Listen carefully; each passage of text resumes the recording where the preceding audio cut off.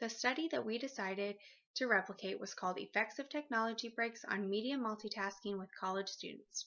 We all identified phone use as a behavior that we engaged in while studying. Media multitasking can be defined as looking at, reading, playing with, texting, or touching a personal digital device while engaged in another task such as studying or working. This does not include speaking or using the device while not engaged in another academic task. The original study included 2 female undergraduate students between the ages of 18 to 25 and used a multiple baseline across participants' design. The participants were told their studying was being researched, however, were not told the purpose of the study until afterwards. The study researched both experimenter-implemented breaks and self-implemented breaks, and the participants were instructed to feel free to use technology as they desired. The breaks were 1 minute in duration, and the frequency and duration of phone use outside of the scheduled breaks was tracked. A similar study was done in 2015 called Remind Me, Reducing Negative Effects of Multitasking. In this study, groups of students were split into 2 groups where one group would receive a reminder on their computer after being off task for 1 minute, and one group was able to be off task without reminders to study. This study concluded that the females that received reminders performed significantly better on a post-test than the females that did not receive a reminder. A study earlier this year discusses the inattention that is seen in undergraduate students when using smartphones.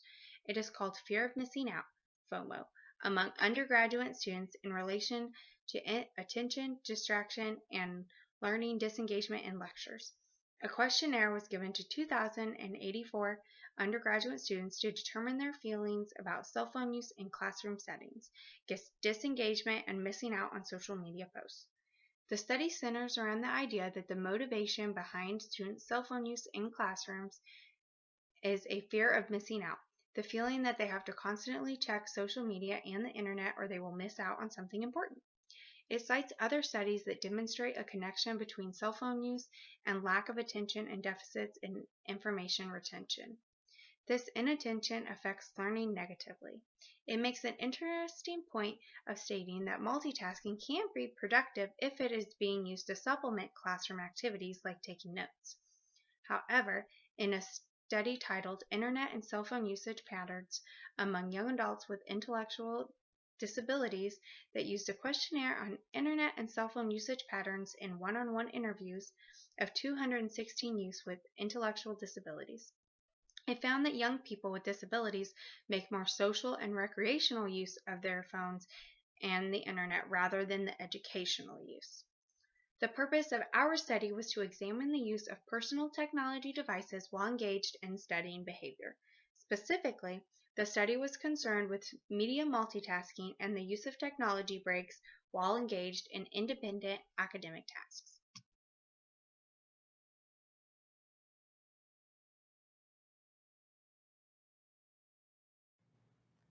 For the methods part of our project, I talked about the participants and the setting. Our participants were 5 female graduate students, ages 25 to 48. We are all enrolled in the same online class at Ball State University. Recruiting our team members was based on our time zone. This ensured that we would be able to meet weekly without any time discrepancies. Each participant received grades based on the data that they turned in and the reviews by the other group members. This study took place in each participant's home in their usual study spot. Each participant was aware of the purpose of the study. No one was excluded from the study, as each participant had high levels of media multitasking in their baseline measures. Section 2.2 of methods are response definitions and measurements. Media multitasking was defined as looking at, reading, playing with, texting, or touching a personal digital device while engaged in another task, such as studying or working, for more than 5 seconds. This did not include speaking or using the device while not engaged in another academic task. On-task behavior was defined as being engaged with study materials for more than 5 seconds. This includes typing papers, reading materials, or writing information. Inter-response time, duration, and frequency of media multitasking was recorded for each participant. Section 2.3 of methods, Inter-Observer Agreement, or IOA. We calculated 30% of our sessions for each phase of the study for all 5 of us. For media multitasking, IOA was calculated for the duration per occurrences. So we divided the shorter recorded duration by the longer recorded duration for each occurrence. And then we added these values together and divided by the total number of occurrences and then multiplied by 100 to give us a percentage. Each member of the group had a partner to send data to and calculate IOA. I had 100% IOA. Nicole had an overall IOA of 98%. Brittany C. had a 96% IOA. Meredith had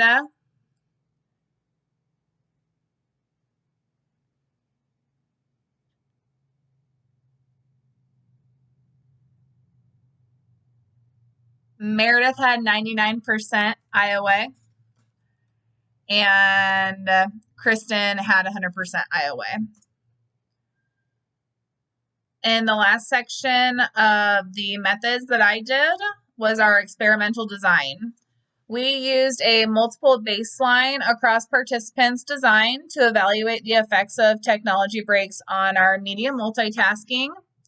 This design was used because of its flexibility and the possibility that the intervention would have irreversible effects.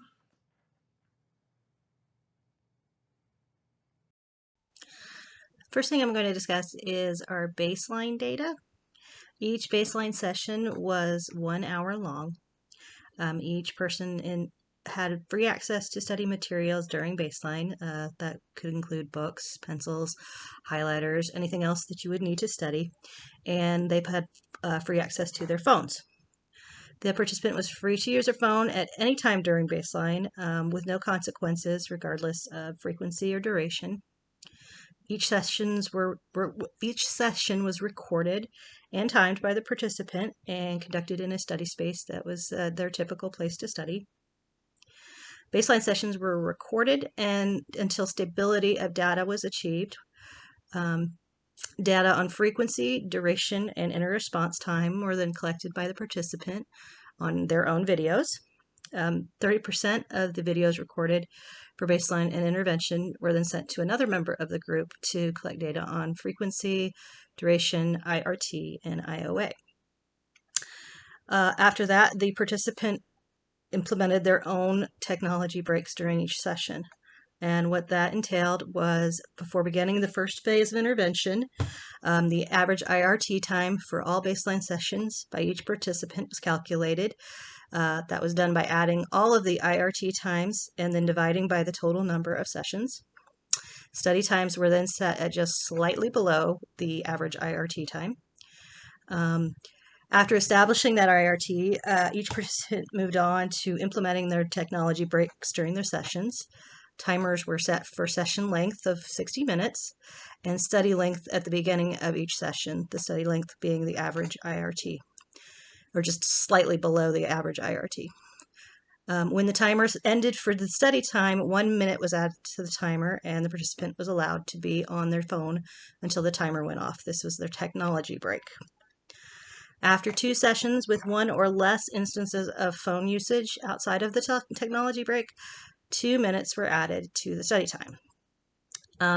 The procedural integrity part of the study, during data collection for IOA, when the video was sent to another member of the group, procedural integrity was evaluated by that member as well. This involved watching the video and checking to make sure that timers were used correctly, with the timers being set for 60 minutes. the study time being shown on the timer as well. The participant would hold up their timer to the camera to make sure that the timer was correct. They'd also be checking for all study materials were present and that the phone was available throughout the session.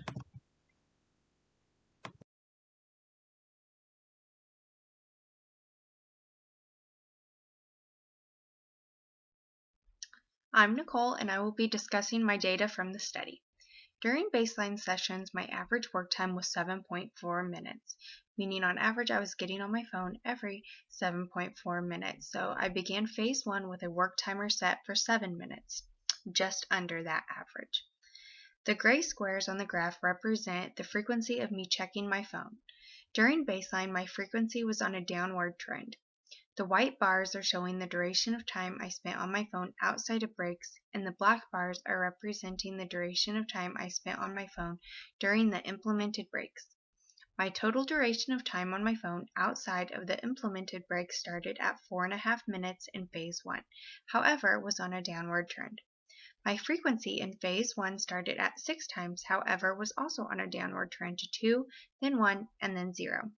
After having 1 or fewer occurrences on my phone, I was able to move to the next phase, which would increase my work timer by 2 minutes. Both phase 2 with a 9-minute work timer and phase 3 an 11-minute work timer had stable data with having 1 or fewer instances of me being on my phone. My average time spent on my phone went from 7.4 minutes in baseline to 0 minutes outside of breaks in my third phase. During baseline, the average length of duration I was on my phone was 17.5 minutes, and the average frequency was 5.7 with a range of 5 to 7. The average IRT during baseline was 6.1. My baseline phase shows moderately high levels of duration with high variability. Baseline levels of frequency show a low level with some variability with a slight decreasing trend. Phase 1, my scheduled study time was 6 minutes before I was able to engage in a 1-minute multimedia break. During Phase 1, the average duration of multimedia use outside of multimedia breaks was 0.4 minutes, and the average frequency was 1 with a range of 0 to 2. My Phase 1 data shows a low level and stable trend, with frequency also being at a low level with stability decreasing to 0. The low level and decreasing trend continued from phase 1 into phase 2 in regard to duration and frequency. In phase 2, the 6-minute study time was increased to 8 minutes. During this phase, my average duration of multimedia use outside of multimedia breaks was 0.08 minutes, and the average frequency was 0. In phase 3, the 8-minute study time was increased to 10 minutes. The average duration of multimedia use outside of multimedia breaks was during this phase was 0 minutes, and average frequency was also 0. Phase 3 also showed my data occurring at the 0 level. Hi, my name is Kristen Lastly, and I'm going to talk to you today about my data for our replication project involving media multitasking. When looking at my graph for this project, the first thing that jumps out and is very apparent is the difference between my baseline and intervention phases. I have very short duration and frequency during the baseline, with nothing higher than 1 minute 15 seconds, and only 5 total instances of media multitasking or using my phone outside of breaks. Once intervention was implemented, the duration increased dramatically, with a range of 3 to 5 minutes for all 3 phases. However, outside of the technology breaks, I only had 1 short instance of using my phone in the first intervention and none throughout the rest of the intervention phases. During intervention, there was a descending trend in my duration. However, the shortest duration I had during intervention was 3 minutes, which was 1 minute and 45 seconds longer than my longest time in baseline. 1 more phase of intervention probably would have taken my duration down to 2 minutes, but with the stability of the data and the descending trend, it was unnecessary to keep recording sessions and collecting data. The descending trend indicates that the intervention was effective and that it was working. However, the differences in my baseline and intervention indicate that I was not in need of the intervention, as those 2 factors, the duration and frequency, were already at a low level. The intervention itself was responsible for the increase in my duration data, so that shows that I was not in need of the intervention as it was designed. So my level of media multitasking is not in need of change and is unlikely to negatively affect my study habits. Hi, my name is Brittany Rance, and I'm going to be talking about our behavior change project. So for our behavior change project, we chose to see how scheduled technology breaks would impact our media usage while we are studying. We chose this intervention because it was all super relevant to our lives. We all have to study for school, and we all find it hard to stay on task when we should be studying. We all live very active lives, and using social media and our phones just kind of seems to be a constant. I know that when I hear my phone ding or I hear an email come in, I instantly want to check those things and not wait until I'm done studying. So to start our intervention, we took baseline data on how often we accessed our phones in a 60-minute study session. I studied mostly in my living room, reading my Cooper book. I had pretty stable baseline data. The first baseline data, I accessed my phone 6 times for about 13 minutes. My second baseline data, I accessed my phone 6 times and for about 14 minutes. My third baseline data point, I accessed my phone 6 times and for about 7 minutes. So it's pretty stable baseline. And from there, I calculated my IRT. I found my IRT in a response time by figuring out how long I was on task between each instance of phone usage. So my IRT for the first intervention phase was 7 minutes and 15 seconds. This gave me 6 technology breaks for 1 minute each, adding up to 6 minutes during a 60-minute study session. As I started my intervention, I had trouble only accessing my phone during my scheduled technology breaks. I accessed my phone 2 times for a total of 4 minutes. And although it was lower than my baseline, I needed to only access my phone 1 time or less outside of the breaks to be able to move on to the next phase of intervention. So my second, third, and fourth data points for intervention 1 proved to be more successful. I only accessed my phone 1 or 0 times. I was then able to move on to the second phase of intervention. Once we moved on to phase 2, it added 2 more minutes to my study time. So then I was studying for 9 minutes and 15 seconds before accessing a 1-minute technology break. This gave me 5 technology breaks in a 60-minute study session. I was successful. I did not access my phone at all outside of the breaks for the second phase of intervention. So then I moved on to the third phase, which added another 2 minutes to my IRT for 11 minutes and 15 seconds. And this gave me 4 scheduled technology breaks. I again did not access my phone at all outside of the technology breaks and had very stable data and ended our intervention there. I found that this intervention did help me in studying as I knew that I had a break coming up. So if I heard my phone ding or if I wanted to check a message, I would just wait because I knew that I had a 1-minute break coming up and I would be able to look at it then.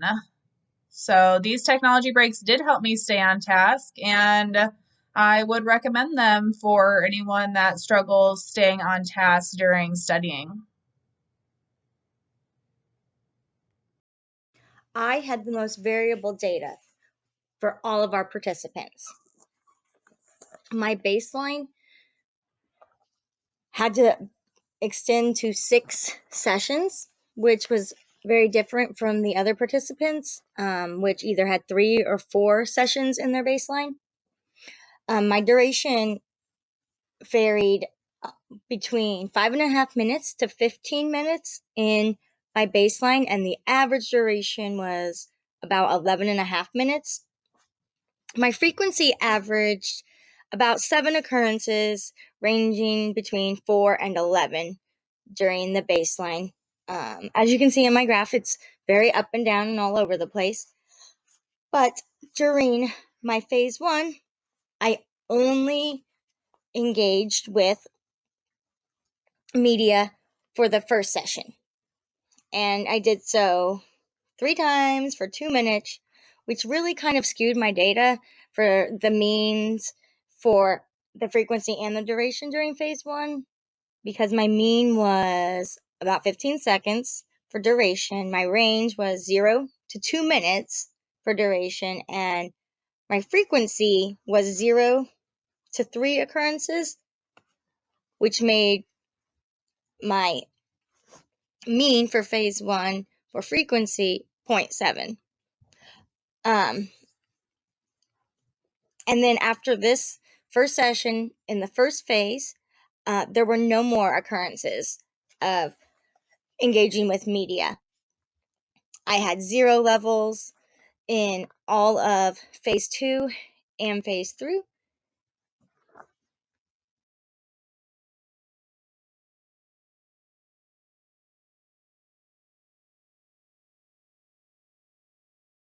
I'm going to go over the results of our study across all participants. During baseline, we had some variable data.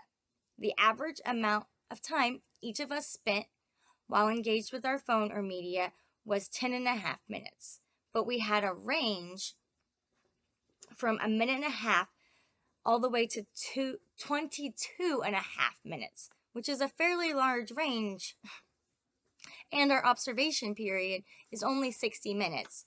So to spend 1/3 of that on your phone, that's not an effective use of study time.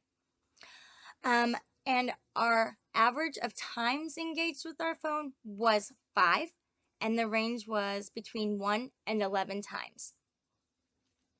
We had 2 participants, which kind of skewed our data for our averages, and they were Kristen and Meredith. Kristen only engaged in about 1.5 to 2 minutes of being on her phone during baseline, while Meredith on average spent about 17.5 minutes on her phone during baseline. And during our first phase of the intervention, the average for all participants was less than a minute, which means our intervention was fairly effective in the very first phase. Our range for duration during phase 1 was from 0 to 4.5 minutes. And the frequency averaged about 1 time, but our range was 0 times being on your phone all the way up to 6 times being on your phone or engaged with media. But by phase 2, all participants either engaged with their phone or media only 1 time or 0 times. And by phase 3, none of the participants engaged in media use or phone use outside of their multimedia breaks. So our results show that this intervention quickly and consistently changed the behavior for all of the participants.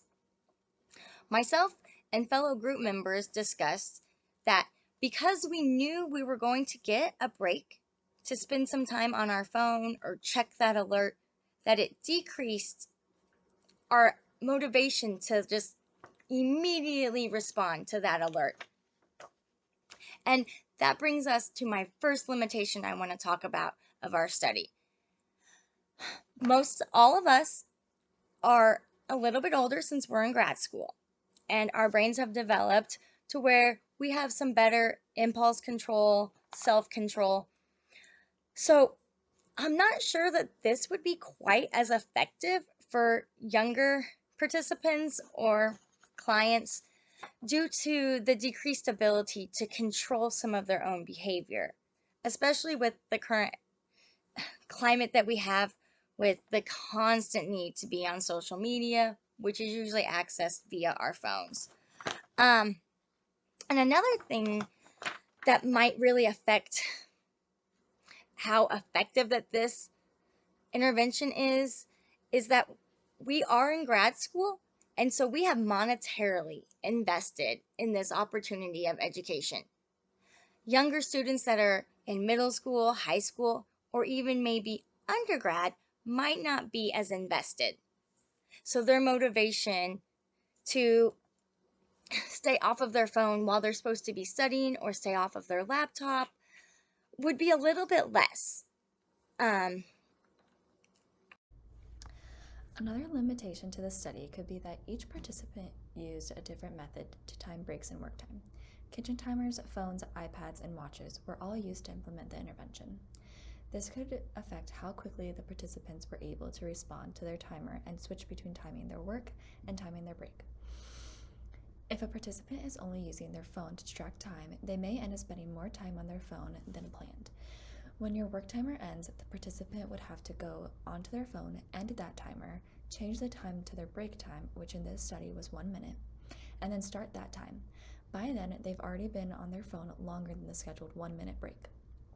When the participant's 1 minute timer ends, they then have to go back into the timer app, change the time back to their work time, and then start it again. This process prolongs the amount of time the participant is on their phone, which would defeat the purpose of the study. While we weren't tracking this particular process in our replication, some might because the original study didn't discuss this limitation. The experimenters in the original study provided timers for their participants, so this wasn't an issue in their study.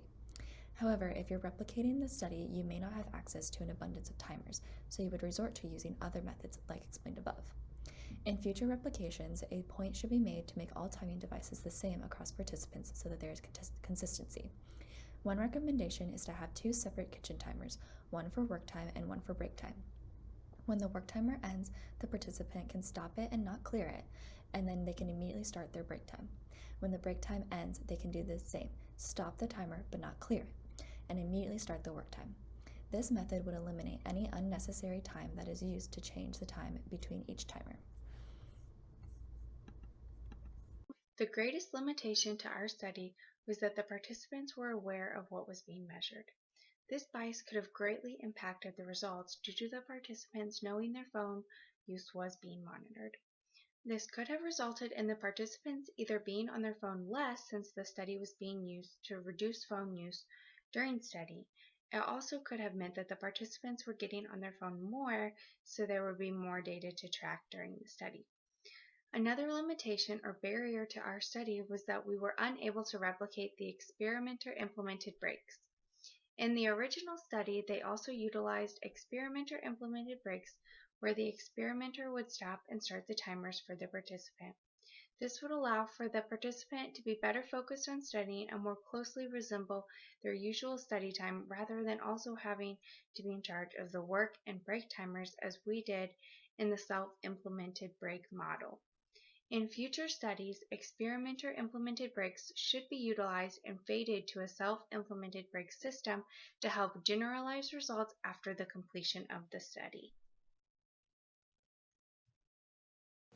The final limitation of our study was that there was no consequence procedure set up for when occurrences of engagement with media occurred outside of our breaks.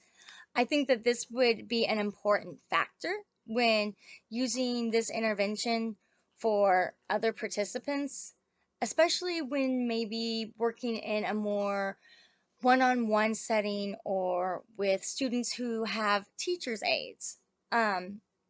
So then that they can implement some sort of consequence. But overall, as a participant implemented multimedia breaks, I found this to be very effective. I got off my phone pretty immediately during this intervention, and the other participants did as well.